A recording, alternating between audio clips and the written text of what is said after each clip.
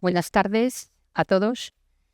En primer lugar, agradecer a la Fundación del Círculo, que tan generosamente nos presta este local, nos lo cede, así como todos los medios que pone a nuestra disposición.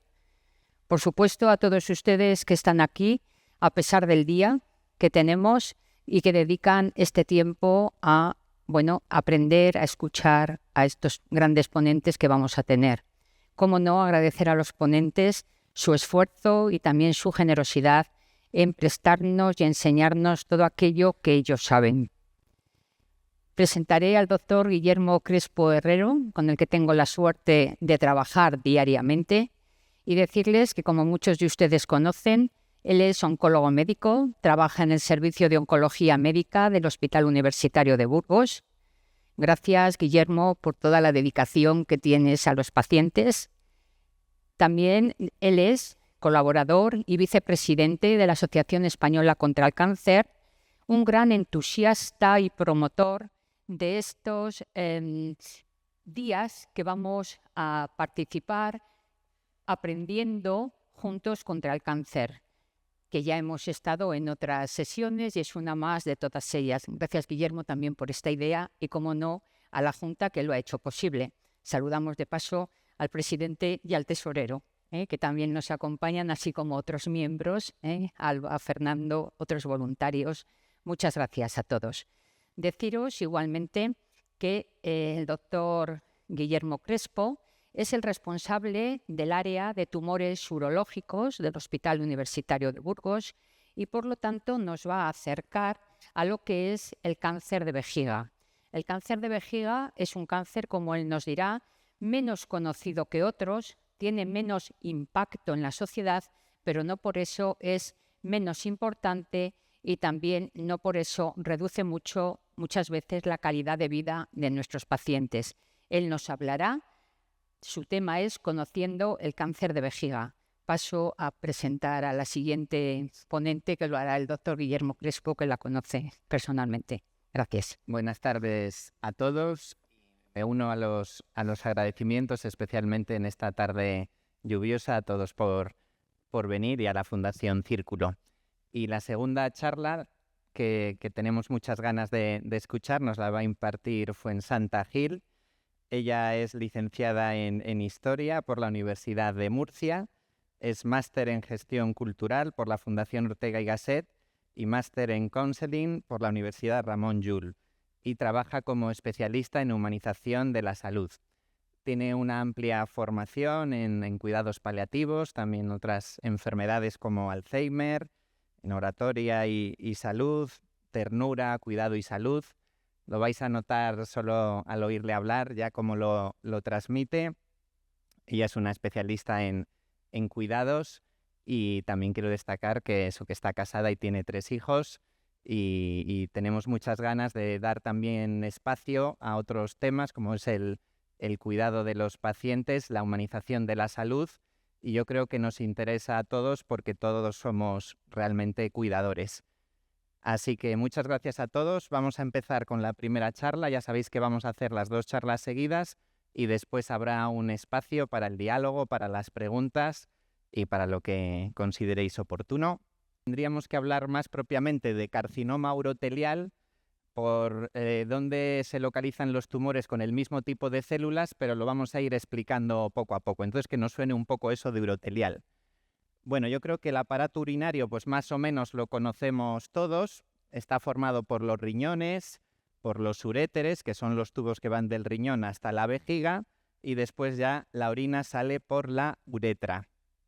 Y el urotelio es el revestimiento de todas estas estructuras, es decir, la mucosa, la capa interna, y por tanto la mayoría de los tumores del aparato urinario se van a producir a partir de estas células del urotelio. Por eso los llamamos carcinoma urotelial. También sabéis que la función principal del aparato urinario es filtrar los tóxicos que hay en el cuerpo y eliminarlos. Por eso veis que está situado cerca de la aorta, de la cava, de grandes estructuras vasculares, porque la sangre se va a ir filtrando en los riñones y vamos a eliminar después estos tóxicos. Es importante entender que el carcinoma urotelial puede encontrarse en diferentes fases y en función de la extensión que tenga va a tener un mejor o un peor pronóstico. Vamos a hablar de un cáncer que decimos no músculo invasivo o estadio 1, porque aquí vemos la estructura de la vejiga, que realmente supone el 90% de los carcinomas uroteliales, por eso a veces hablamos de cáncer de vejiga más como si fuera todo el conjunto. Entonces, este revestimiento tiene una capa mucosa y después va teniendo otras capas. Aquí veis lo importante es esta capa muscular. Cuando el tumor está en la superficie, pues sería una situación inicial y estos tumores tienen muy buen pronóstico. Después iremos viendo cómo se trata en cada situación. Cuando el tumor ya va infiltrando esta capa muscular, aquí vemos el dibujo, ya empieza a tener un pronóstico peor, porque en esa estructura ya hay vasos, arterias y venas por las que pueden ir saliendo células y extenderse a otros órganos. Y asimismo también puede empezar a extenderse ya a los ganglios que hay en la zona de la pelvis alrededor de la vejiga. Ahí estaríamos hablando de estadios 2 y estadios 3. Y después tenemos ya cuando la enfermedad está avanzada, cuando ha dado metástasis a distancia, estaríamos hablando del estadio 4. Y el pronóstico pues va empeorando en estas situaciones. ¿Cuáles son los factores de riesgo para que se desarrolle el carcinoma urotelial? El más importante es el tabaco. Se sabe que hasta el 50% de los casos vienen provocados por el tabaco. Hay gente que no asocia este tumor al consumo de tabaco, pero hay algunas sustancias nocivas del tabaco que se eliminan por los pulmones, pero otras se eliminan por la orina. La orina se acumula en la vejiga durante muchas horas al día y se va produciendo una irritación de la mucosa que con el paso de los años va a acabar provocando este tipo de cáncer. También se puede provocar por otras sustancias químicas como tintes, caucho, aluminio. A medida que se han ido conociendo estas sustancias tóxicas, pues ya se va haciendo una legislación en la industria para evitar la exposición a todas estas sustancias. Hay que saber que también aumenta con la edad, especialmente a partir de los 60 años. Es más habitual tener este tipo de cáncer, como en general sucede con todos. Y es un cáncer que es más habitual en los hombres, en torno a 4,5 hombres por cada mujer. También sucede en las mujeres, por supuesto, pero no sabemos si es por los hábitos tóxicos o por otras circunstancias que favorece que se desarrolle más en los hombres.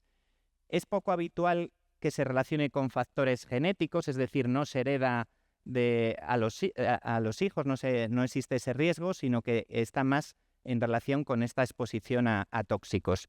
Y en otros países del mundo hay algunos parásitos que provocan infecciones crónicas que también provocan este tipo de cáncer, aunque en nuestro medio eso es poco habitual. Aprovechamos para repasar cuáles son los cánceres más frecuentes en España. Para este año 2025 se van a diagnosticar casi 300.000 nuevos casos de cáncer. Sabemos pues, que es un problema que nos afecta a todos. En los hombres, el más habitual es la próstata, en segundo lugar colon y recto, tercero pulmón y el cuarto sería la vejiga. Si juntamos los dos sexos sería la vejiga el quinto lugar en total. Y en la mujer sabemos el más frecuente el cáncer de mama, en segundo lugar el colon y el recto, que veis como es muy habitual en los dos sexos, pues es ahora el que más casos nuevos al año se diagnostican. Y también muy preocupante que está aumentando mucho el cáncer de pulmón en la mujer porque ha habido una progresiva incorporación al hábito tabáquico. Si tenemos en cuenta el carcinoma urotelial, cada año se diagnostican, este año en concreto, más de 22.000 casos. Y va a ser la causa de casi 4.500 fallecimientos. Por tanto, es un cáncer que todos tenemos que conocer. El pronóstico, en términos globales, decimos que es bueno porque casi el 75% de los pacientes van a estar vivos a 5 años. Lo único que cambia mucho de si estamos hablando de estadios 1 a estadios 4. ¿Cuáles son los síntomas de alarma que tenemos que tener en cuenta y en los que tenemos que consultar con nuestro médico de atención primaria? El más frecuente es la aparición de sangre en la orina. Yo creo que a todos nos alarma mucho cuando lo vemos y solemos ir a consultar rápido y suele ser el motivo de inicio del estudio. Hay otros síntomas que son más inespecíficos, como pues la urgencia miccional, tener muchas ganas muy rápido, igual ir cada poco tiempo aunque sea poca cantidad, dolor o escozor al orinar. Claro, estos síntomas se pueden confundir con una infección de orina. Al principio no son tan evidentes, pueden ir, volver y entonces a veces no le damos mucha importancia. Pero esto pues siempre también hay que tenerlo en cuenta. Ya cuando aparece dolor en la parte baja del abdomen o a veces en la zona lumbar, puede reflejar que hay una compresión de los uréteres y que se nos refleja el dolor en esa zona. Y cuando ya, por ejemplo, hay pues metástasis en el hueso, pues pueden aparecer dolores en el hueso o pérdida de peso, y esto puede ser también un síntoma de debut cuando ya la enfermedad aparece de una forma muy avanzada. En cuanto al diagnóstico, a veces cogemos una muestra de orina y analizamos si aparecen células tumorales en la orina. Esto es lo que llamamos la citología urinaria. Pero la prueba principal es la cistoscopia. Cuando hemos tenido unos de estos síntomas anteriores y hay que hacer un estudio, se pide una cistoscopia, que es un tubo flexible que lleva una cámara, se introduce por la uretra y vemos cómo es la superficie de la vejiga, si hay alguna úlcera, si hay alguna herida, y si en ese caso pues hay que hacer una biopsia vesical. En este caso pues ya se hace con una estructura más rígida en el quirófano, y según el tamaño a veces se hace el diagnóstico, incluso se puede quitar toda la lesión directamente. Y otras pruebas pues más conocidas por todos, como la ecografía, el TAC, la resonancia magnética, para ver si se ha extendido a otras partes del cuerpo, si infiltra las estructuras que están cercanas a la vejiga. Y una prueba igual menos conocida sería la urografía intravenosa. En este caso es para estudiar las vías urinarias. Se introduce un contraste y ese contraste va rellenando las vías urinarias, y si en algún sitio hay un tumor, pues vemos que queda ahí como un defecto. Entonces, no es tanto para estudiar el cáncer de vejiga, sino esos otros carcinomas uroteliales que se desarrollan en las vías urinarias. Vamos a pasar ya a cómo es el tratamiento de estos tumores. Cuando el tumor está limitado a la capa superficial, hablamos, como decíamos, de cáncer no músculo invasivo. Lo que se hace es una resección transuretral. Es decir, hacemos un raspado de toda la pared. Aquí esto no es la imagen, es la anterior, pero vamos raspando y quitando todas las lesiones hasta intentar dejar la superficie limpia. Como a veces, en función del riesgo de que vuelva a reaparecer, puede haber quedado alguna célula en la superficie, se hace lo que llamamos terapia intravesical, que consiste en meter estos líquidos que llevan fármacos y se hace unos lavados de la vejiga. Eso se hace en varias situaciones, se van repitiendo y intentamos evitar que vuelva a reaparecer el cáncer de vejiga y se va haciendo un seguimiento. Cuando ya el cáncer afecta a la capa muscular, ya empezamos con tratamientos más agresivos, y uno de ellos es la cistectomía radical. Es a veces, o suele ser siempre, pues muy impactante para el paciente, y consistiría en quitar la vejiga y los dos uréteres se abocan aquí a un trozo de intestino, y desde ese trozo de intestino va a un orificio que llamamos urostomía, y ahí se coloca la bolsa para recoger la orina. Esta situación ya es permanente y entonces, pues bueno, exige un adaptarse, un aprender y también un impacto pues psicológico para los pacientes. Para mejorar los resultados de la cistectomía se suele administrar una quimioterapia antes de la cirugía para completar el efecto de la cirugía. Se usan algunos fármacos que decimos combinaciones del cisplatino, en diferentes fármacos se pueden usar, y desde hace ya algunos años también estamos usando la inmunoterapia, que también ya empieza a ser más conocida por la gente, de la que después volveremos a hablar, después de la cirugía. Es decir, para completar el efecto de la cistectomía, administramos un tratamiento antes, generalmente de quimioterapia, y en algunas ocasiones una inmunoterapia después. Y tenemos otro tratamiento, que es la radioterapia, porque aunque hasta ahora no lo he dicho, el tratamiento del cáncer de vejiga y del carcinoma urotelial lo hacemos en un equipo multidisciplinar, en el que participan los urólogos, que son los que hacen la cistoscopia, los que hacen la cistectomía, los oncólogos médicos que administramos estos tratamientos de quimioterapia, de inmunoterapia, y también los compañeros de oncología radioterápica, que con estas máquinas son los que van a emitir unas radiaciones sobre el tumor. Entonces, en algunos pacientes que ya, por ejemplo, por tener una edad demasiado alta, que no soportarían esta cirugía porque es una cirugía pues bastante agresiva, se puede ofrecer un tratamiento como alternativa que sería radioterapia en combinación con quimioterapia. Y en algunos casos muy seleccionados, en los que tienen tumores muy, muy pequeños y reúnen una serie de características, también se podría hacer como tratamiento curativo de lesión con la intención de conservar la vejiga y que el paciente mantenga la función. Digamos que ahora todo este campo, sabemos que esto mejoraría mucho la calidad de vida de los pacientes y al tener fármacos cada vez más potentes que nos dan mejores resultados, se tiene que desarrollar todavía este área para mejorar la calidad de vida de los pacientes. Cuando tenemos ya la enfermedad avanzada y nos ha dado metástasis, vamos a utilizar varios fármacos. Como decíamos antes, uno es la quimioterapia, que ya también conocemos de todos, que suele tener más efectos secundarios.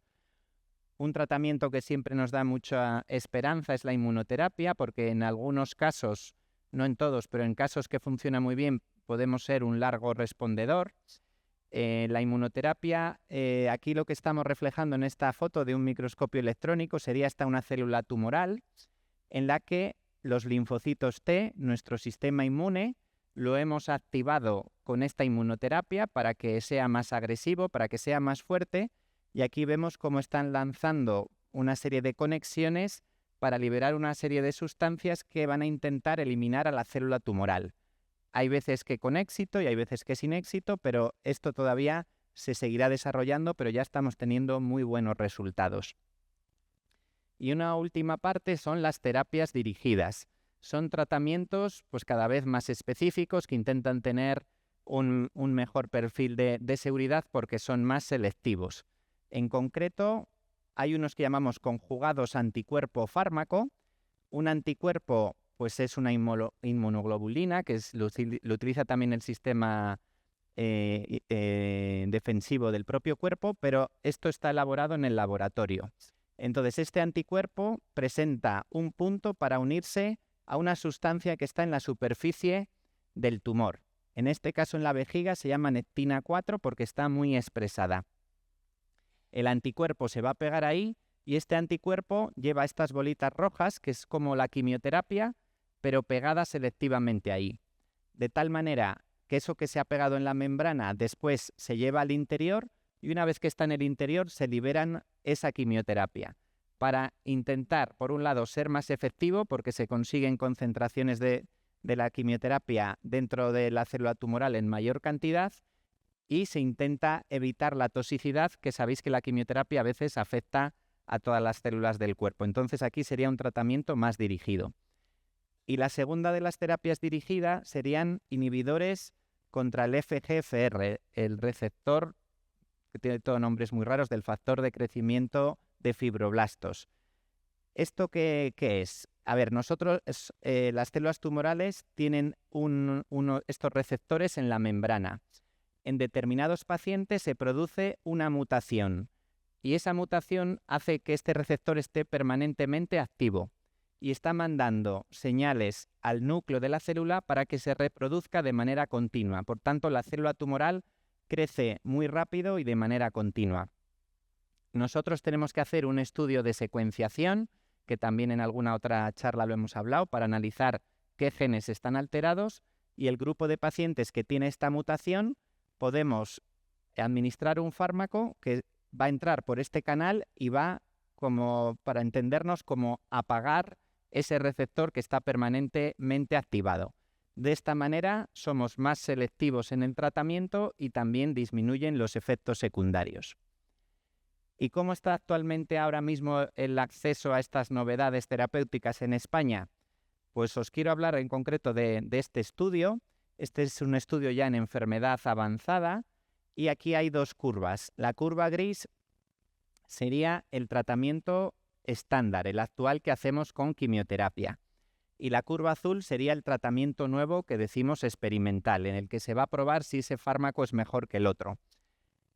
A medida que los pacientes van falleciendo, pues la curva va bajando. Yo creo que es evidente cómo las curvas se van separando desde el principio, y en estadística esto lo analizamos con un número que se llama hazard ratio, que en este caso es 0,47, que significa que los pacientes que reciben este tratamiento disminuye el riesgo de muerte un 53%. Esto en oncología es mucho. Nosotros los avances en oncología a veces son pasito a pasito, que nosotros nos ponemos muy contentos, pero igual alguien de fuera ganar 3 meses más, 6 meses más, a veces lo ve un poco con dificultad. Pero en este caso, cuando se presentaron los datos en el Congreso Europeo, la sala se puso en pie y se puso a aplaudir ante los datos tan espectaculares que se habían conseguido. ¿Os imagináis una sala más grande que esta? No he puesto la foto real, pero miles de oncólogos y especialistas que están deseando conocer estos resultados porque ya nos habían avanzado que iban a ser muy buenos. La gente aplaudiendo, y esto pasó el 22 de octubre en Madrid, en concreto, que fue ese año del 23. Una vez que conocemos esos resultados y se publican, se llevan a la Agencia Europea del Medicamento. La Agencia Europea contrasta que ese estudio se ha hecho en buenas condiciones, que es todo pues eso, que el fármaco es activo, que el fármaco es seguro, y se da la aprobación. En concreto, pues pasó casi un año, el 3 de septiembre. Una vez que hay aprobación de la Agencia Europea, hay que pasar por la Comisión Interministerial de Precios, en el que hay representantes del Ministerio de Sanidad y de las comunidades autónomas. Y se hace una negociación con el laboratorio. Siempre decimos pues, que los fármacos nuevos son muy caros, que los laboratorios ganan mucho dinero, pero hay que entender que hacer ensayos clínicos y aportar novedades también es muy caro, y que a veces pues, hay resultados que son negativos y ese fármaco no se va a comercializar. La realidad es que en España ahora mismo las negociaciones son muy duras porque se intenta bajar ese precio, y el tiempo medio de espera en el año 2021 era 517 días desde que lo aprueba la Agencia Europea del Medicamento. Ese tiempo en el 2023, de media, con todos los fármacos que se presentan, ha subido a 661 días. No quiere decir que todos los fármacos tarden ese tiempo, sino que es el tiempo medio. Nosotros en el hospital hay un tiempo en el que esos fármacos los podemos utilizar mientras están las negociaciones, pero después de 2 reuniones en las que el precio no se ha fijado, el Ministerio saca una orden de que ese fármaco no se puede prescribir. Entonces, no tenemos manera, que a veces lo sabíais que pedimos como un permiso especial al hospital a ver si nos lo deja utilizar, pero si el Ministerio ha dado esa orden ya no se puede utilizar. Entonces, ahora mismo es una situación que es complicada y que yo creo que es bueno que todos conozcamos. Y voy ya con las 3 últimas diapositivas. Estamos viendo que, lógicamente, el pronóstico de estos tumores cuando ya está avanzado es malo. Como todo, es mejor prevenir. Mejor es no tener un cáncer de vejiga, de tenerlo mejor que esté en un estadio inicial. Entonces, lo que está en nuestra mano es dejar de fumar, y mejor si es una edad, pues eso, antes de los 30, de los 40, dejar de fumar. Y si ya nos han diagnosticado, pues también intentar dejar de fumar, porque eso va a mejorar los resultados y va a hacer que el tumor no se haga cada vez más agresivo. Otros consejos generales: sabemos que la hidratación es muy importante en general, en este caso más porque esa nueva estructura que nos va a permitir orinar, necesitamos que filtre mucho líquido para que la orina esté limpia y evitar infecciones. Por supuesto, una dieta equilibrada, y cada vez damos más importancia al ejercicio físico. No es salir a pasear, que está muy bien, pero necesitamos hacer ejercicio físico de fuerza, cardiovascular también. Entonces hay un programa dentro de la Asociación Española contra el Cáncer que está teniendo muy buenos resultados, así que los que estéis interesados tenéis que consultar con vuestro oncólogo para que os dé más información y os pueda apuntar a este programa. Y por último, necesitan los pacientes adaptarse a la nueva situación. Como os decía, pues hay que aprender a cómo se usan las bolsas de urostomía. Tenemos un equipo de enfermería especializado en estomaterapia, tanto para pacientes de cáncer de vejiga, también pacientes con cáncer de recto, que la verdad que son muy cercanas, trabajan muy bien, son muy expertas y los pacientes están muy, muy contentas con ellos, así que pues hay que aprovecharlo. También cuando esto no lo he explicado mucho, una neovejiga se hace en pocos casos, pero también a veces se coge un trozo de intestino y se fabrica una nueva vejiga sin necesidad de llevar la bolsa. Pero, lógicamente, esa vejiga nueva no funciona como la inicial, entonces hay que aprender porque también hay problemas de incontinencia y así. La importancia del apoyo psicológico, dar las gracias a las psicólogas de la Asociación Española contra el Cáncer que están trabajando con todos vosotros y que muchos conocéis. Las asociaciones de pacientes, por supuesto. Y ya aprovecho para enlazarlo con la siguiente charla, el acompañamiento familiar, el acompañamiento de los amigos para ayudar en estos momentos pues tan difíciles. Así que hasta aquí lo dejamos y seguimos con la siguiente charla. Muchas gracias. Ante todo, quiero dar las gracias a la asociación que por medio del doctor Crespo pensó que era buena idea invitarme y sobre todo para hacer espacio a este tema tan importante que es humanizar la salud. Entendiendo por salud no solamente la carencia que podemos tener físicamente, sino también trabajando desde todos los aspectos y dimensiones del ser humano, que también son importantes.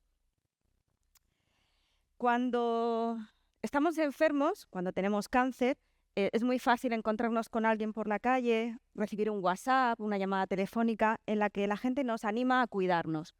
Cuídate mucho, preocúpate de ti, ya has cuidado mucho a los demás, te toca cuidarte a ti, ¿no? Préstate atención y ahí lo dejan. Pero ¿qué significa que nos cuidemos? ¿Y qué significa cuidar al otro? Pues mirad, primero quería comentaros que todos necesitamos ser cuidados. El ser humano está preparado para cuidar. Desde la prehistoria necesita cuidar a sus congéneres.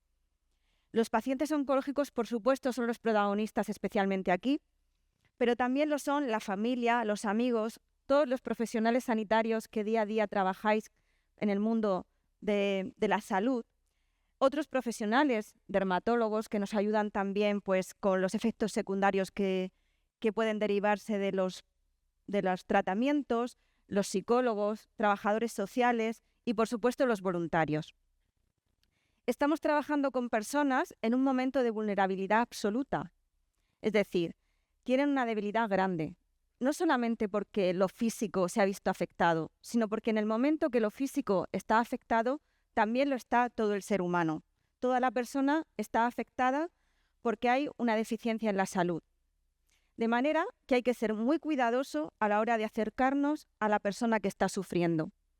Y al mismo tiempo, todas las personas que estamos alrededor de pacientes oncológicos también tenemos esa vulnerabilidad. Nosotros también tenemos nuestra vida, también tenemos sufrimientos, podemos estar en procesos de separación, podemos estar viviendo un duelo y también necesitamos ser acompañados y cuidados. Decía Gregorio Marañón, a mitad del siglo XX, que hay que volver al amor y la amistad con el enfermo, cosa que no está reñida con el verdadero sentido científico de la medicina. Si echamos la vista atrás y conocemos un poquito la historia de la medicina, pues a veces por lo que hemos estudiado en el colegio, otras veces por libros de historia o por novela histórica o series de televisión, sabemos lo que ha avanzado la medicina a lo largo de toda la historia humana. Desde la prehistoria, donde se pensaba que cuando había un problema de salud había que rezar, había que llamar a los dioses, era porque era un castigo humano, o un castigo divino, ¿no? Lo que nos caía. Entonces había que hacer, pues llamaban a los chamanes y se hacían como pócimas y cosas.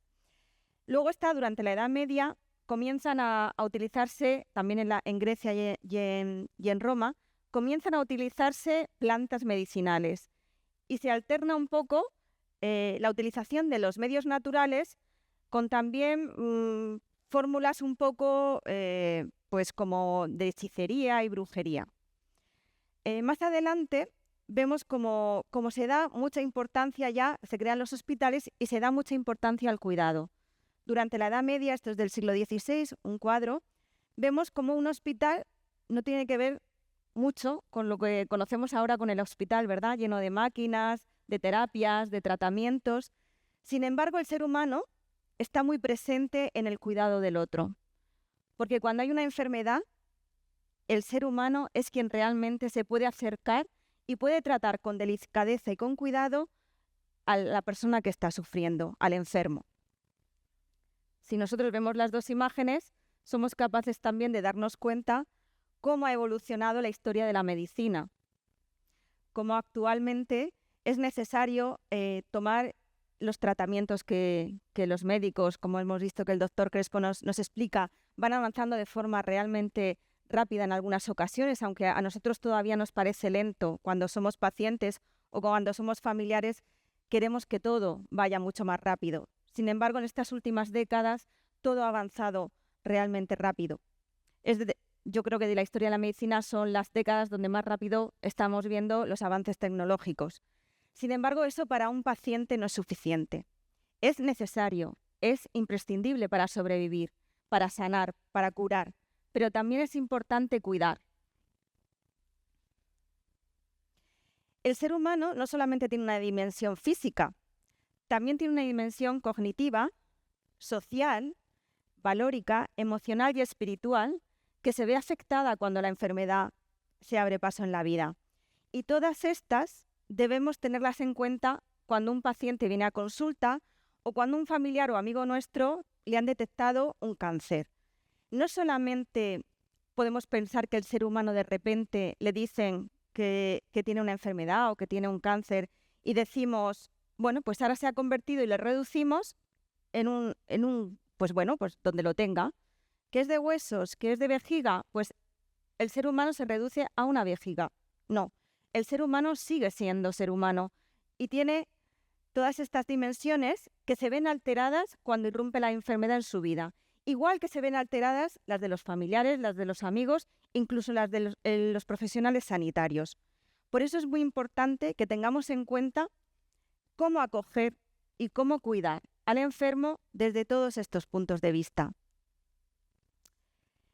He pensado, ¿cómo os puedo animar a cuidar un poquito mejor? Porque todos sabemos cuidar es inherente al ser humano, pero ¿cómo podemos cuidar un poquito mejor? A veces yo me encuentro con gente que me dice, es que no sé qué hacer.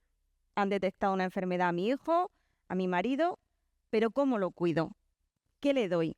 Ya están los médicos, ya están las enfermeras, el médico de familia que nos dice lo que hay que hacer, pero esto no es suficiente. Ahí estaríamos, vuelvo a repetir, reduciendo al ser humano solamente a una parte física. Pues os voy a animar a desaprender primero todo lo que hemos aprendido durante nuestra vida. A veces hemos aprendido mal y no nos está ayudando para nada a enfrentarnos a situaciones difíciles, sobre todo a acompañar a personas que ahora mismo están en un proceso de debilidad y que necesitan ser tratadas con muchísima ternura, con mucho cuidado.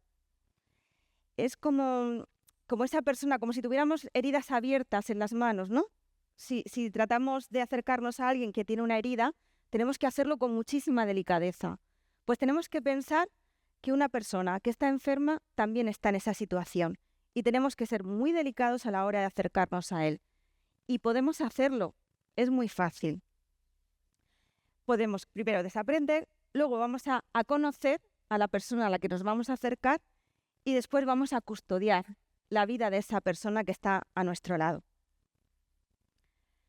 Vamos a desaprender primero. Vale.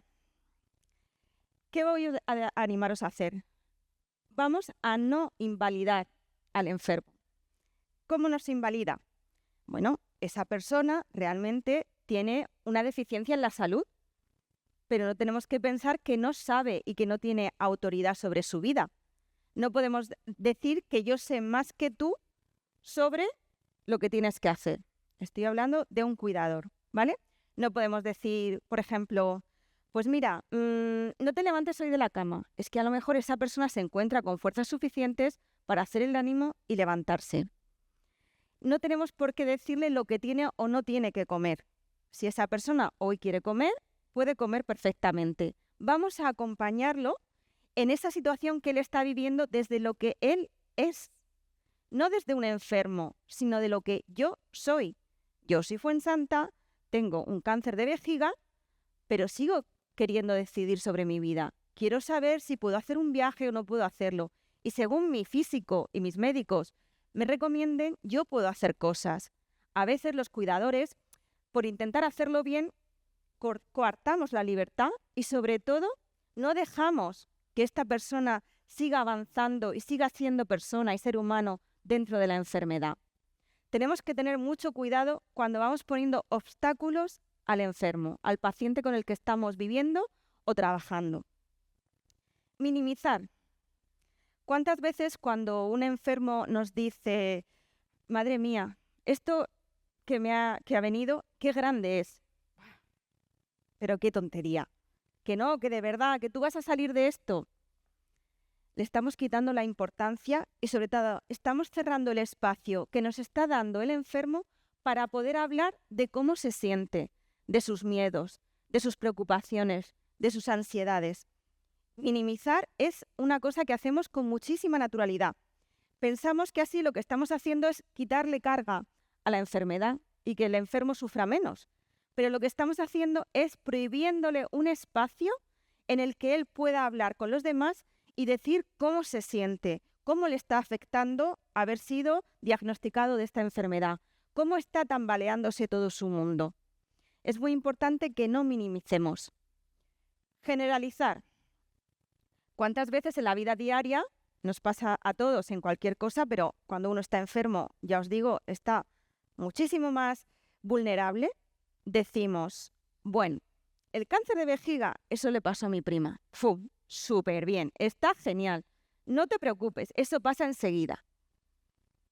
Tenemos que personalizar, tenemos que escuchar.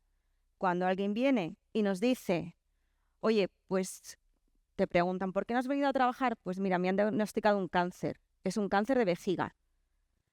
Acojamos eso que nos están contando. Vamos a preguntarle, ¿y cómo te encuentras? ¿Y cómo te sientes? ¿Y qué pronóstico te han dado? Porque aquí los médicos tienen mucho que decir y lo que nos dicen ellos también es importante que lo tengamos reflejado.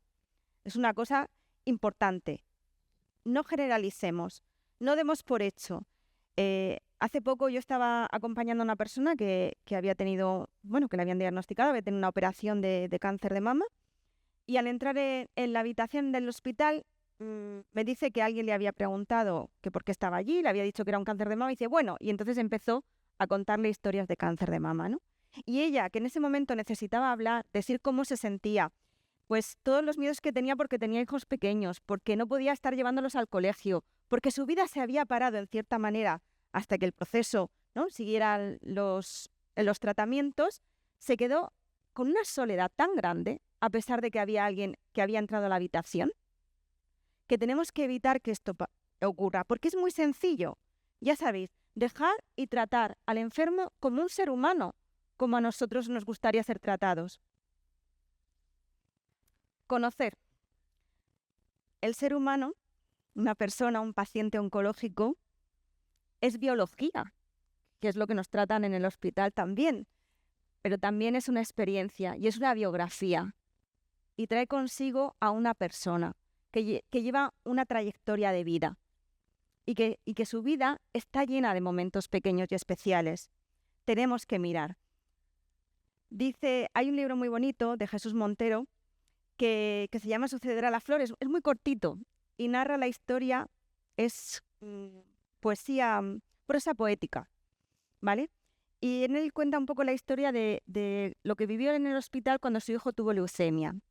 Y dice algo así, tu enfermedad ha dividido el mundo, por una parte, la ciudad tal y como era antes de tu cojera, nuestro barrio, los vecinos, que siguen como si nada, y por otra el mundo tras tu cojera, una dimensión nueva donde lo que antes era secundario, una caricia, mirarte desayunar, no hacer nada importante, se vuelve lo principal.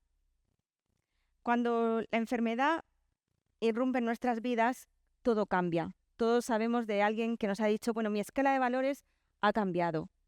Eso es lo que me importa ahora. Me importa que mis nietos vengan a verme. Me importa celebrar un cumpleaños. Vamos a escuchar al paciente. Vamos a ver lo que le interesa. Vamos a aportar y apoyar ese mundo suyo que se ha visto alterado por la evolución de la enfermedad. También vamos a acompañar a las familias. A veces tenemos una responsabilidad importante. Cuando a alguien le detectan un cáncer, todo su entorno nos vemos afectados de alguna manera y todos tenemos una responsabilidad.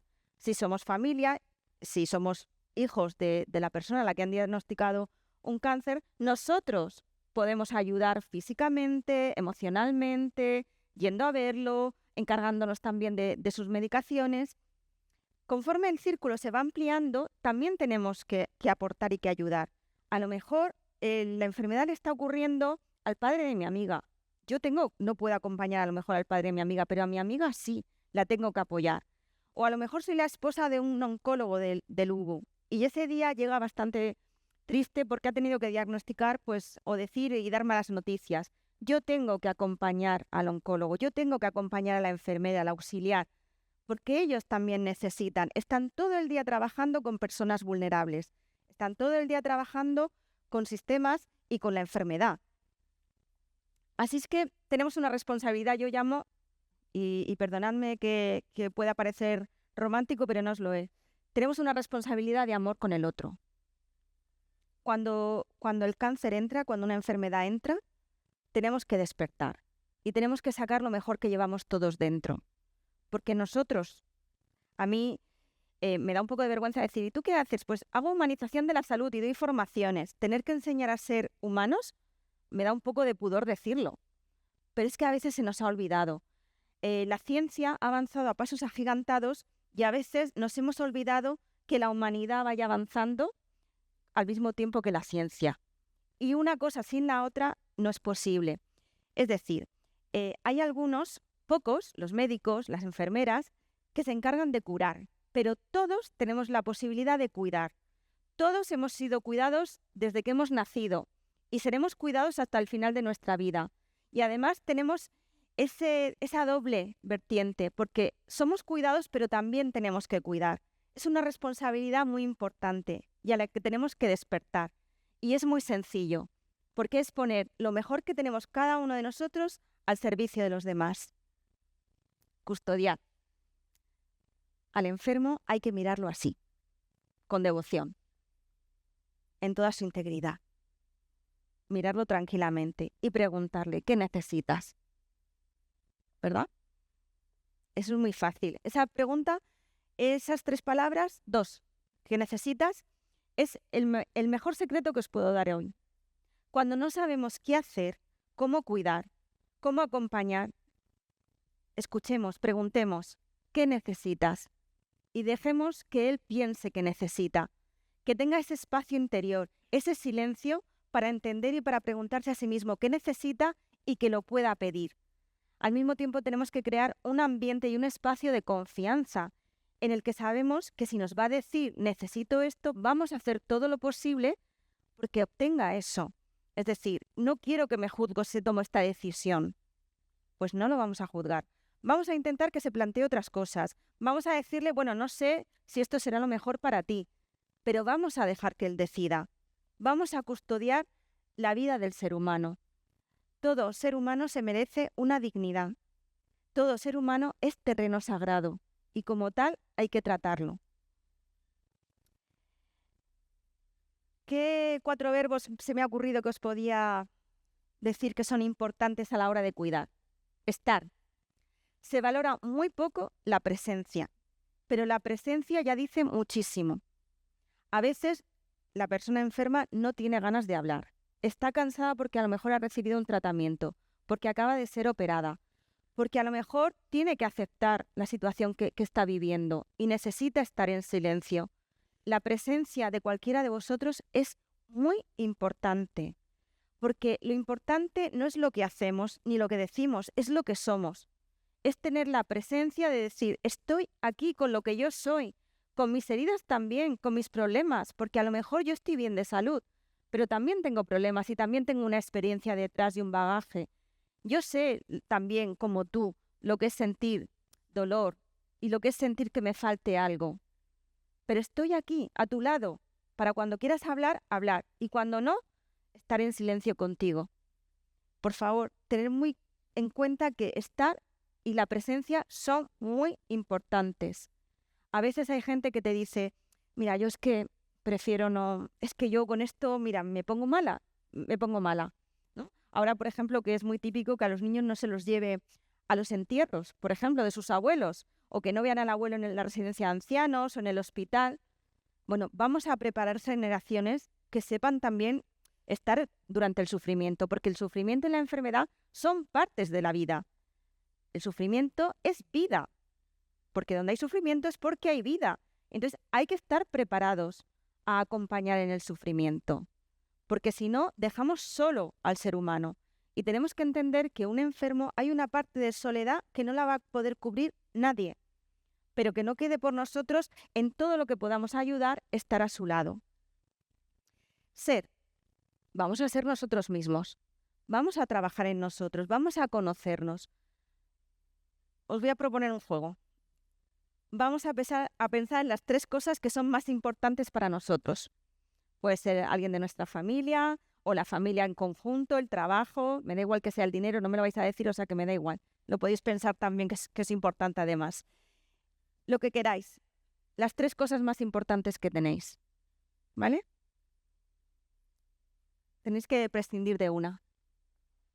Hay una que ya no la vais a tener. ¿Y ahora cómo os sentís? Pensad cómo os sentís si os quitan eso. Me han quitado... ¿Vale? La segunda. Ahora os quitan la segunda cosa. La segunda cosa que es menos importante de las 3 más importantes. ¿Cómo nos sentimos cuando nos quitan eso? ¿Verdad? Y por supuesto también nos quitan la primera cosa importante para vosotros, lo que realmente da sentido a vuestra vida. ¿Cómo nos sentimos? Pues las personas que acaban de tener un diagnóstico negativo, un diagnóstico de cáncer, también se sienten así. Y vosotros seguro que os habéis sentido así en algún momento de la vida. Todos hemos pasado un duelo de alguien más o menos cercano. Todos hemos pasado quizá un cambio de trabajo, que nos hayan despedido, una separación matrimonial, un cambio de país. Todos hemos sentido ese dolor y ese desgarro por no ser aceptados, por tener realmente gente que nos acusara de algo que no hemos hecho, por ser juzgados. Tenemos que tirar de ahí, tenemos que pensar en nosotros mismos, cómo es nuestra vida, cómo hemos sufrido, qué nos ha ayudado a salir adelante, que me digan lo que tengo que hacer o que me acompañen en el momento que estoy viviendo. Escuchar. Eso nos lo decían en el cole, ¿no? Tenemos 2 oídos para escuchar y una boca para hablar menos, ¿verdad?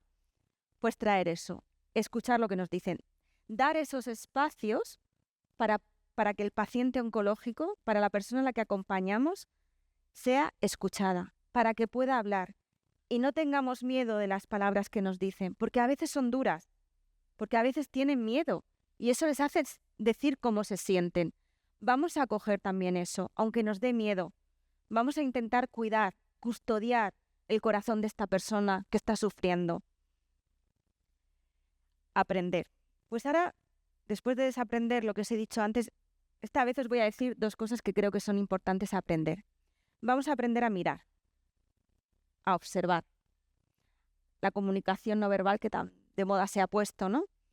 A ver el otro con lo que expresa, en su mirada, en sus gestos, en su... ¡Ay, qué cansada! ¿No? Vamos a mirar qué necesita el otro. Cuando estamos acompañando a alguien, normalmente si es un familiar o un amigo, lo conocemos bien.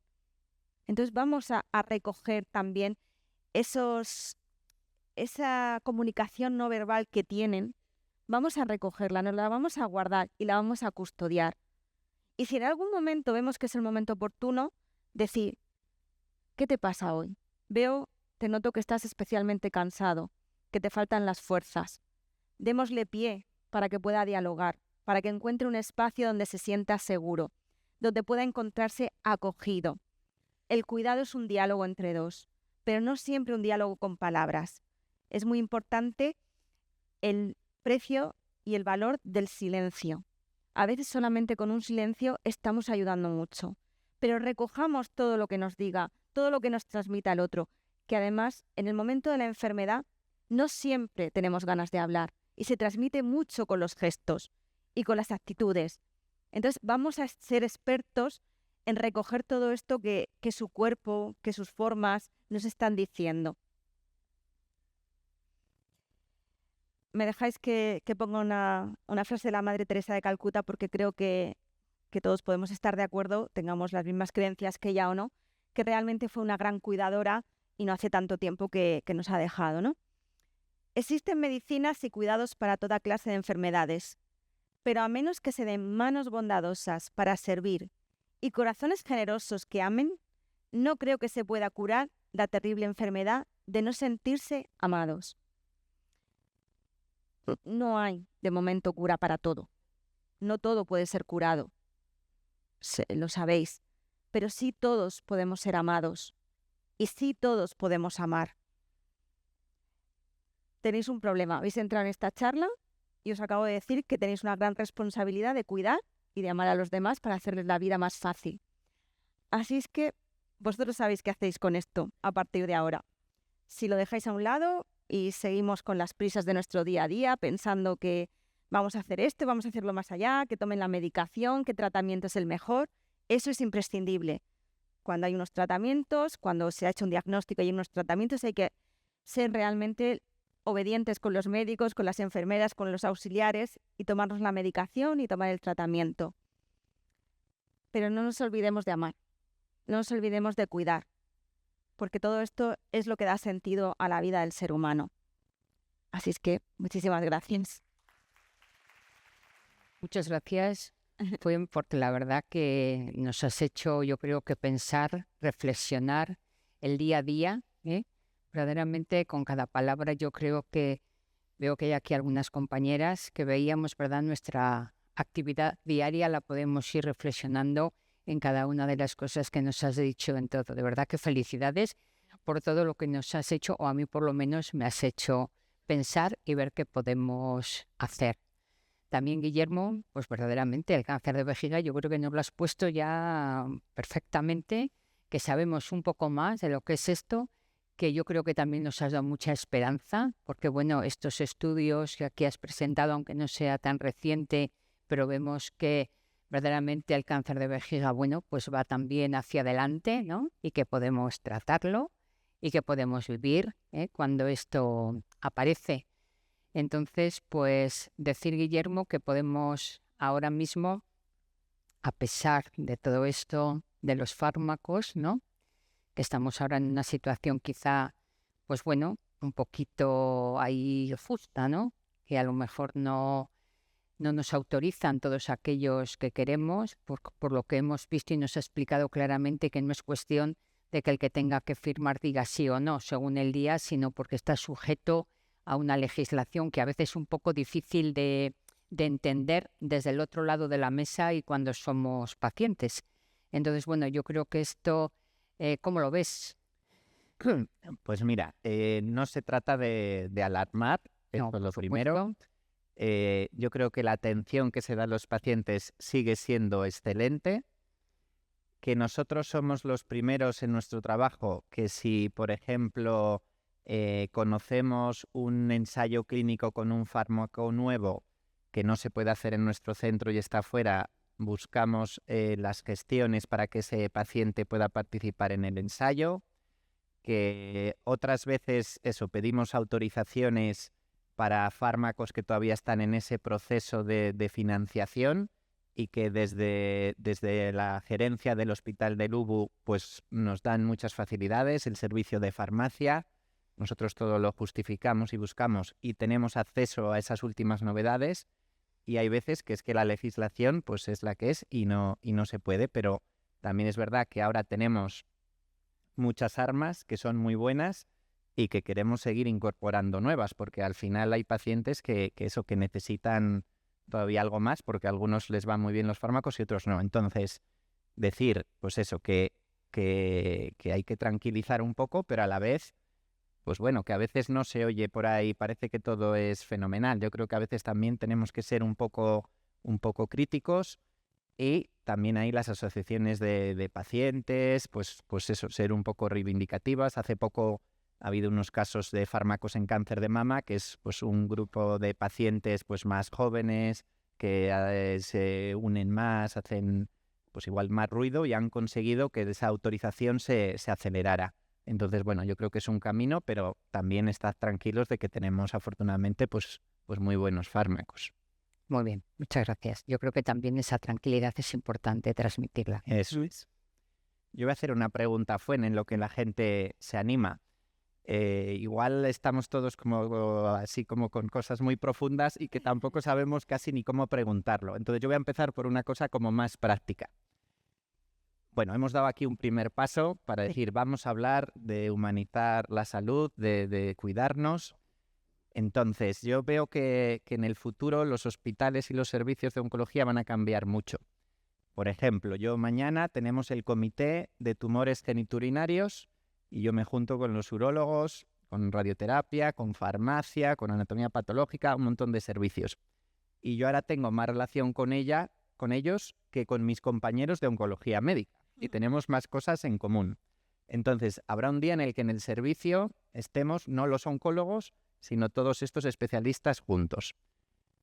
No sé, ¿cómo podemos introducir? Porque claro, yo en la consulta tengo mucho trabajo y intento cuidar muy bien a mis pacientes, pero claro, yo tengo una tarea también que sacar adelante.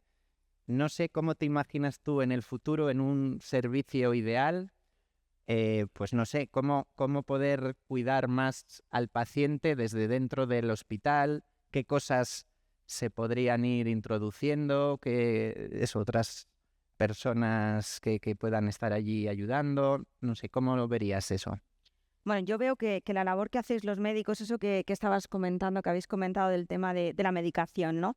Simplemente cuando queréis un fármaco, cuando pedís un fármaco porque lo veis importante para uno de los pacientes, el que tú te pongas en marcha y llames a la farmacia y hagas todos los trámites para hacerlo, realmente no solamente estás siendo llevado por tu profesionalidad como médico, también porque ves la parte humana del paciente, ¿no? Porque piensas, oye, si esto está y a él le va a venir bien, yo voy a hacer todo lo posible, porque no solamente pones ahí al doctor Crespo, pones a Guillermo, al ser humano que hay dentro de ti. Entonces eso es muy importante valorarlo y decir, bueno, en el hospital hay buenos médicos que son médicos, pero además son médicos con arte. ¿Qué significa con arte? Pues que además tienen la sensibilidad y la intuición de tratar al paciente como un ser humano. Y eso es muy importante y hay que reconocerlo. Pero es verdad que a veces, pues cómo funciona el sistema sanitario, es difícil que haya espacio para la humanidad. Sin embargo, si la trabajamos desde nosotros mismos, si trabajamos la humanidad, nos va a salir con tanta facilidad que va a ser imposible que nadie nos ponga límites a ella. Entonces creo que es verdad que se necesita a veces gestionar también los grupos humanos. A veces es difícil porque llegamos cada uno con nuestras mochilas de casa, porque además llegamos pues con problemas profesionales que en todos los trabajos hay, al final no deja de ser un equipo de trabajo también. Entonces trabajar y hacer buenos equipos de trabajo, ¿no? Donde realmente se trabaje pensando en el paciente, en la mejora del paciente. Y luego ya cada uno las ambiciones profesionales, que son muy legítimas, pues saber que están en segundo lugar. Creo que es importante también, Guillermo, trabajar en las universidades este tema, porque da mucha pena pensar que en las universidades se sale sin que los médicos, las enfermeras o los auxiliares realmente tengan una asignatura de humanización de la salud, de cómo tratar al paciente, de cómo entrar a una habitación, de cómo dar un diagnóstico. Si todo eso lo traemos ya aprendido, va a ser mucho más sencillo y mucho más natural, nos va a salir el trabajar con los pacientes cuando llegan a casa, al hospital. Y vosotros también tenéis que tener ese acompañamiento. A mí me parece muy importante que los equipos de profesionales sanitarios tengáis un acompañamiento y un refuerzo en esa parte humana, porque no es fácil trabajar con la enfermedad, no es fácil trabajar a veces con la muerte, ¿no? En el hospital es un lugar donde hay muerte. Yo ahora trabajo en una residencia de ancianos dando formaciones y, oye, para los profesionales que trabajan en una residencia no es fácil. Se suelen morir 4 o 5 residentes al mes. Es decir, son gente con la que te encariñas, que vas trabajando y van muriendo. Entonces, ¿cuál veo que es el problema, Guillermo? Creo que a veces el profesional sanitario se pone una coraza, porque es la única forma de protegerse ante la vulnerabilidad que está trabajando, ¿no? Con las personas con las que está trabajando. Pues a veces, si esa armazón nos lo quitamos y somos capaces de entender que para ayudar al otro podemos ayudarlo desde nuestras propias heridas, es decir, no desde la superioridad de estar por encima de un paciente que ya pierde la dignidad en cuanto le ponemos la bata, pues pobre. Sí. Pero bueno, no desde superioridad, sino de saber que yo también he estado ahí o que mi padre ha estado en esa cama. Entonces, hablar y acercarnos con toda naturalidad. Yo creo que es más bien desaprender un poquito y aprender desde las facultades y también en el hospital. Muy bien.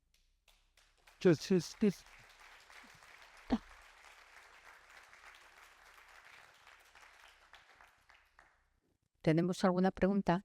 A ver quién se anima por ahí. Igual podemos dar un poco de luz. Sí, ya. Buenas tardes.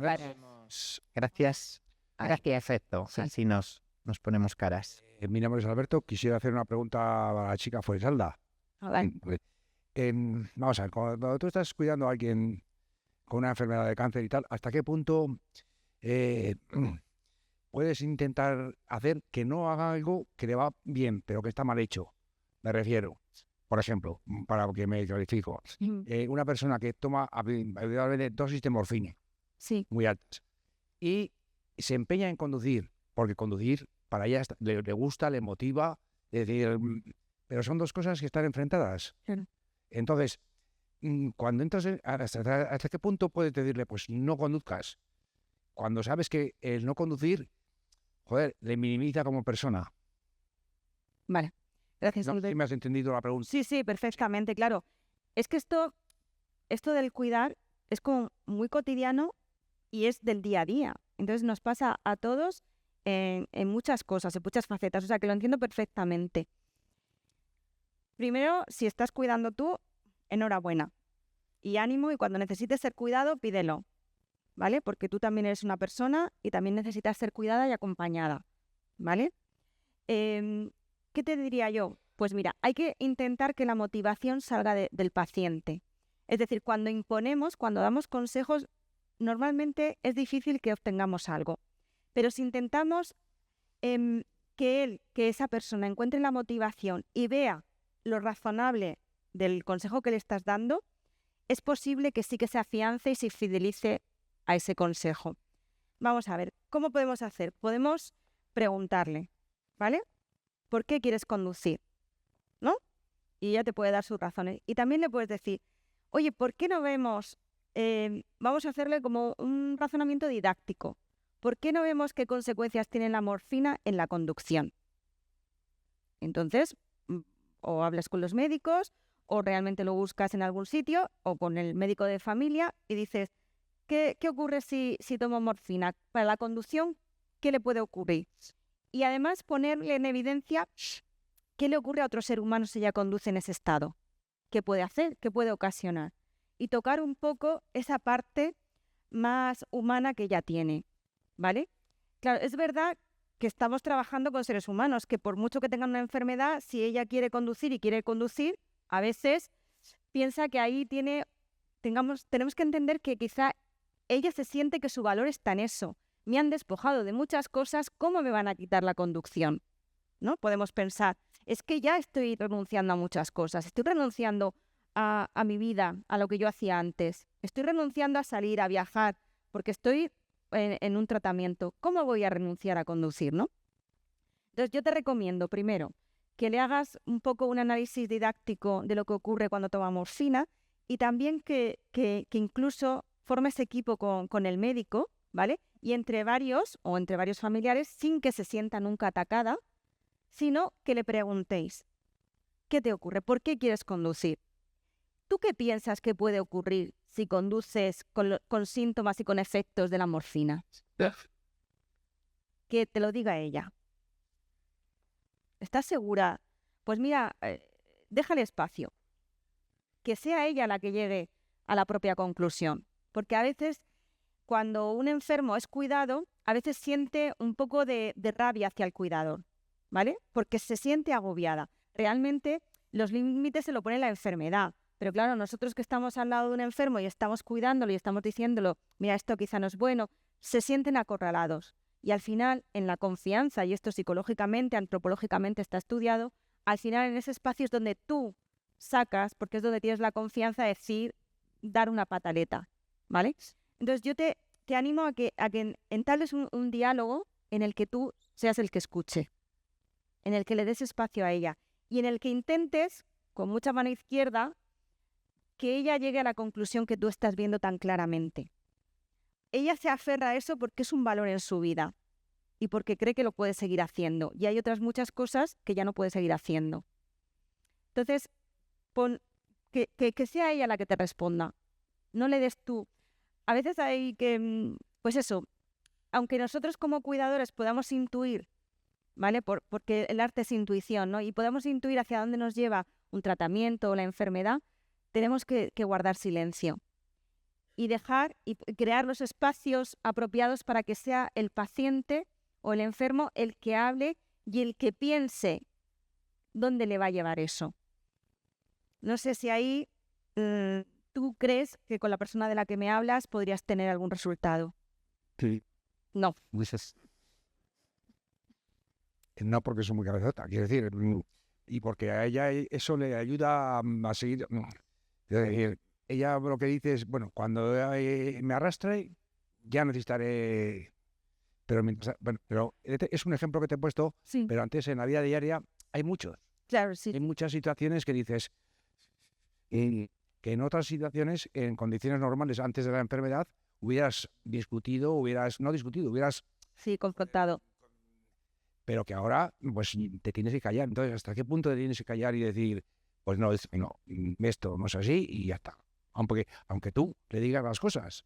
Es decir, aunque tú le digas las cosas, aunque tú le expreses, oye, esto no está bien, porque lo de la morfina en coche, conducir, no sé qué, por activa, por pasiva, tanto yo como Cristina, que es oncólogo, que le conocerá. Pues a veces, Alberto, te va a sonar duro, pero a veces hay que dejar que caiga en el sentido de decirle, ¿por qué? Explícame por qué. O sea, dejarle que al final ella misma se dé cuenta, no que conduzca hasta que le pase algo, no, sino un poco apretarle para que ella se desmorone emocionalmente, porque a lo mejor está manteniéndose así fuerte y a lo mejor lo que hay que hacer es que se desmorone, diciéndole, mira, dime por qué, para que ella se pregunte por qué realmente se está aferrando a no dejar de conducir, que ella sea capaz de reconocer que ya no tiene las capacidades que tenía antes, no por ella, sino por la medicación que está tomando. Es un trabajo duro, ser cuidado. Ahí estamos. Pues, en ello estamos, vamos, quiero decir. No controlo. Porque además hay una frase que yo digo mucho y es que cuando estamos viviendo o conviviendo con alguien con una enfermedad, incluso en paliativos o a final de vida, tú no puedes llenar su vida de días, no le puedes sumar un día más, pero sí que estás a su lado para llenar su día a día de vida.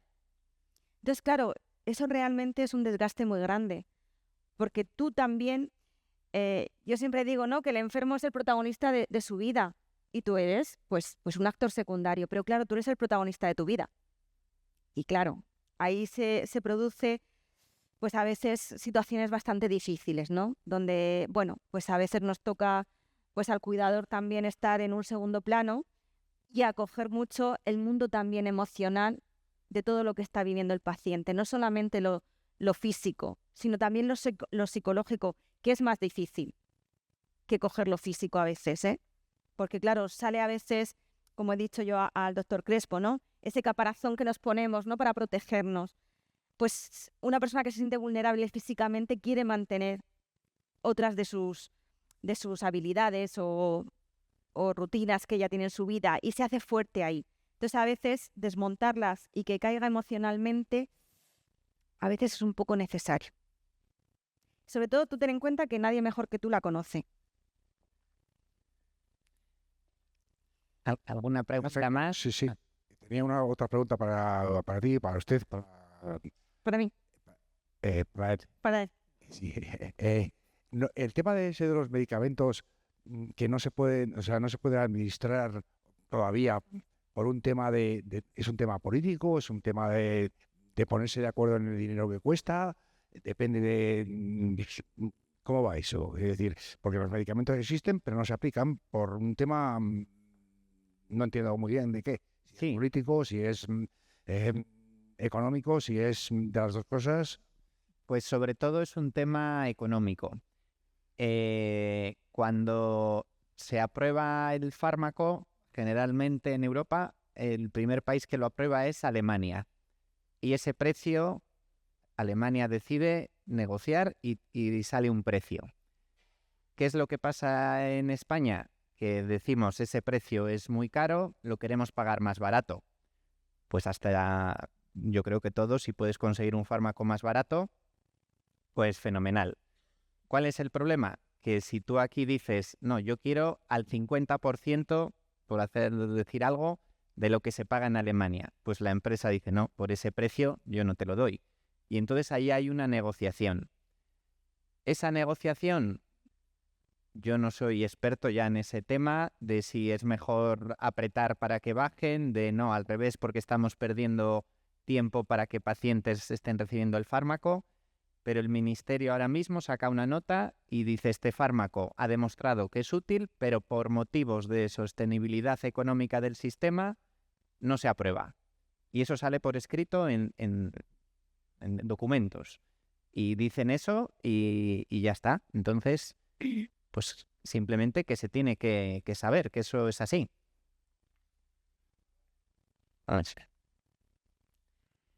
Pero la que tiene que ser.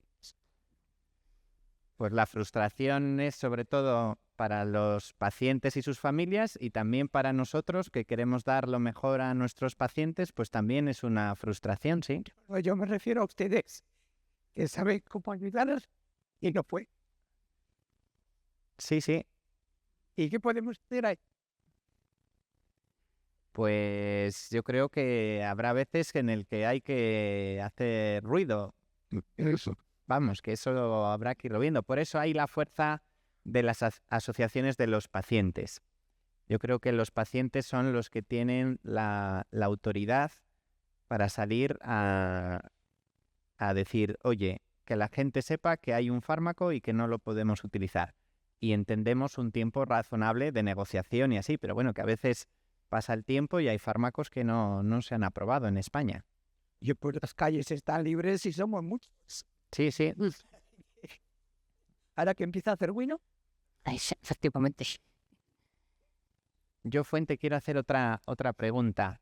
Esto de cuidar es difícil, ¿eh? Y después me da la sensación de que uno de los problemas que tenemos es que vivimos muy acelerados. Y esto requiere tiempo, requiere un parar, requiere lo que decías, un observar, estar. ¿Y qué hacemos con esta vida que nos lleva una cosa a la otra y a veces perdemos tiempo para lo importante porque tenemos que resolver ahí cosas que son del momento y no lo puedo dejar? ¿Cómo hacemos? Porque me parece algo tan bueno y quiero hacerlo y a veces no lo hago bien porque no puedo, no tengo tiempo, no sé cómo hacerlo. Bueno, ya has visto que la presencia ya es importante. O sea, que estar, y sobre todo yo soy muy partidaria de los cuidados de proximidad. Es decir, cuidar a lo que tengo cerca. Yo a veces cuando pienso en la guerra, ¿no? Aquí que está en Ucrania, y decimos, es que, madre mía, yo si estuviera ahí, Putin como es y el otro como es, ¿no? Y yo pienso, pero ¿y si yo estoy fastidiando todo el día a mi compañero de trabajo? ¿Tengo responsabilidad en esa guerra? A lo mejor sí, ¿no? Es decir, yo creo que si nosotros cuidamos lo pequeño, lo que tenemos cerca, nuestras familias, nuestros pacientes, la gente con la que nos encontramos por la calle, que saludamos, yo creo que ahí se produce un contagio del cuidado muy importante. Además, tenemos una responsabilidad grande en casa porque tenemos hijos, la mayoría. Tenemos que enseñarles a cuidar, a observar, a tratar a los que son más débiles, ¿no? La soledad no deseada está siendo un tema que estamos sacando muy a primera página ahora, sobre todo de los adolescentes y de los ancianos. Pero yo pienso que la soledad no deseada de la edad mediana es súper importante. Estamos cargados de tantas cosas que hacer que no nos damos cuenta y no queremos detenernos a darnos cuenta de que a veces estamos solos. Entonces yo creo que es importante primero conocernos, porque todos tenemos dones y talentos que podemos poner al servicio de los demás. Y es una cosa tan sencilla. No es falsa humildad. Es que tenemos esos talentos. Vamos a ponerlos al servicio. Pues a lo mejor yo, pues realmente tengo una capacidad de dar alegría que es importante. Pues voy a dedicarme también a hacer cosas pequeñas por dar alegría a los demás. A lo mejor, pues tú mismo que eres un médico o tú que eres una enfermera, ¿no? Y que puedes decir, pues voy a tratar con cariño, con delicadeza cuando entren en la consulta en el primer momento, porque yo no sé qué hay detrás de esa vida. A veces yo pienso muchas veces, Guillermo, que no tenemos por qué saber que el paciente, que una persona está enferma para tratarla bien. ¿Por qué esperamos a saber que alguien está sufriendo para tratarlo bien? Ahí estamos cometiendo un error muy grande. Es que detrás de cada uno hay una historia importante y tenemos muchos sufrimientos. Entonces, no hay que esperar a nada, no hay que encontrar un espacio, hay que hacerlo. Hay que ser tú mismo y ver todas las cosas buenas que tenemos cada uno y ponerlas al servicio de los demás, de los que tenemos cerca. Y yo pienso que eso sería como una onda expansiva, ¿no? Cuando tiramos una piedra al río, que de pronto se crean ondas. Estoy convencida que se contagia. Porque, bueno, yo trabajé un poco en mi trabajo fin de máster el contagio de la ternura en adolescentes. Yo creo que si en la adolescencia, esa etapa de la que mucho se habla, pero poco se habla con los adolescentes, ¿no? Los educamos para que no pierdan las habilidades humanas, nos evitaremos luego una madurez, una adultez en la que cada uno vaya a lo suyo, un individualismo, una soledad. Entonces yo creo que es como pararte y ver, pues bueno, que es que somos así, yo también tengo mis miserias, todos tenemos nuestras debilidades y nuestras cosas, pues que no nos gustan tanto, pero no pasa nada, tengo que seguir caminando y tengo que poner lo mejor que tengo al servicio de los demás. ¿No? Allí hay una pregunta, así últimos minutos. Sí.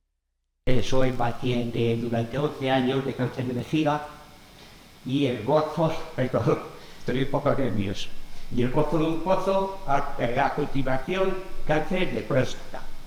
Entonces tengo miedo que me caiga cáncer de riñón. Bueno, pero yo no he sido fumador, he fumado toda mi vida medio cigarrillo, cuando tenía 10 años. No he sido bebedor nunca, ni lo soy. Me estoy yo muy necesariamente han comentado ahí que el tema genético que no.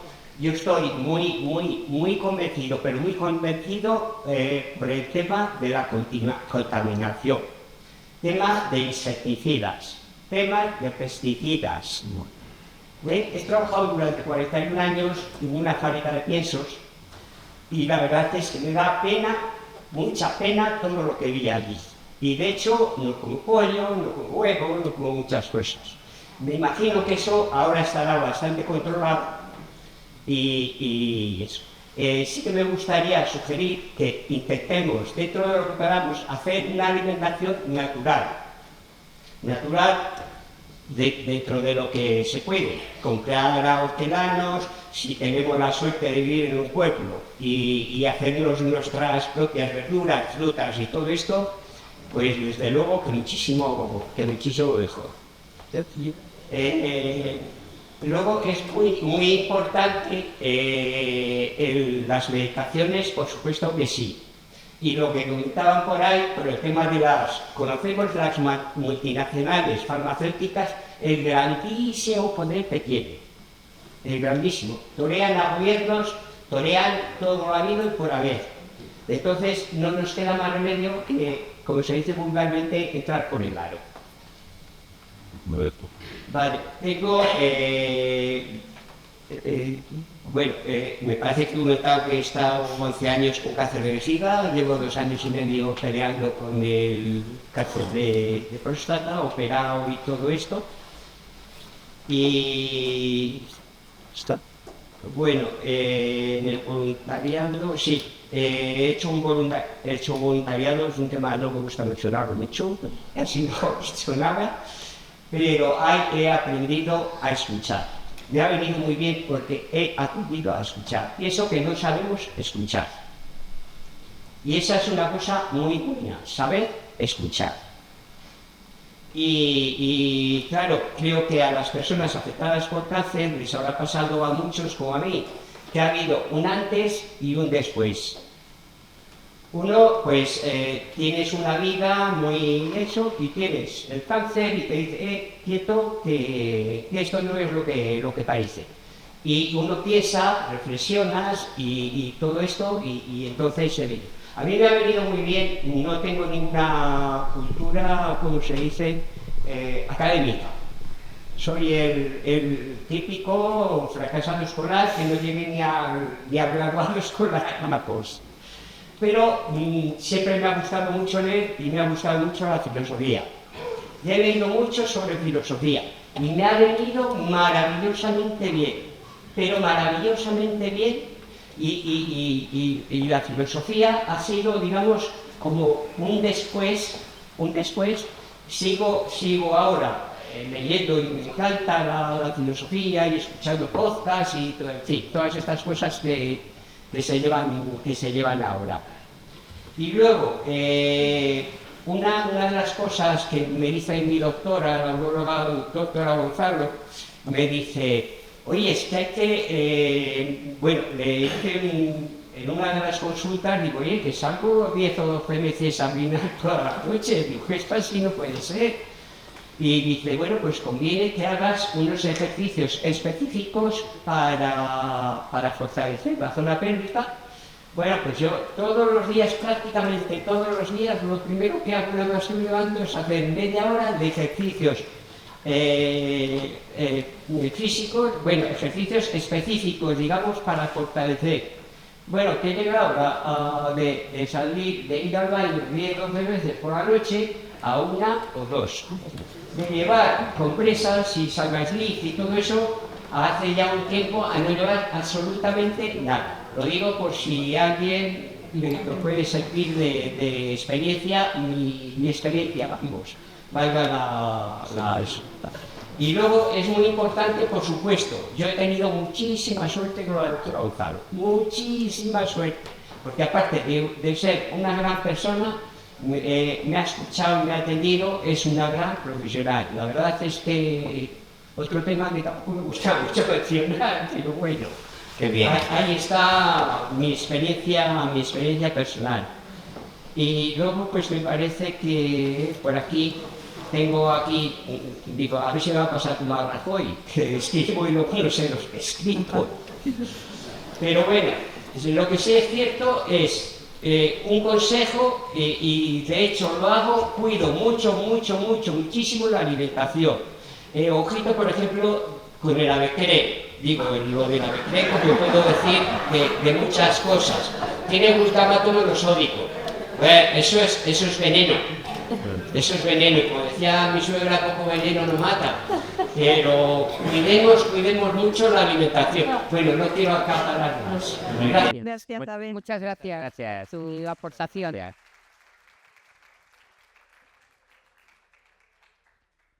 Igual. Sí, yo creo que sí. Bueno, pues muchas gracias a todos por estar aquí. Muchas gracias a este lujo de ponentes que hemos tenido. A Guillermo lo hemos escuchado en alguna otra ocasión, pero a Fuel no. Ha sido un lujo conocerte y escucharte. Creo que nos va a ayudar a todos mucho en nuestras casas y en nuestro trabajo, y también como pacientes. Claro. Muchas gracias. A ti. A todos.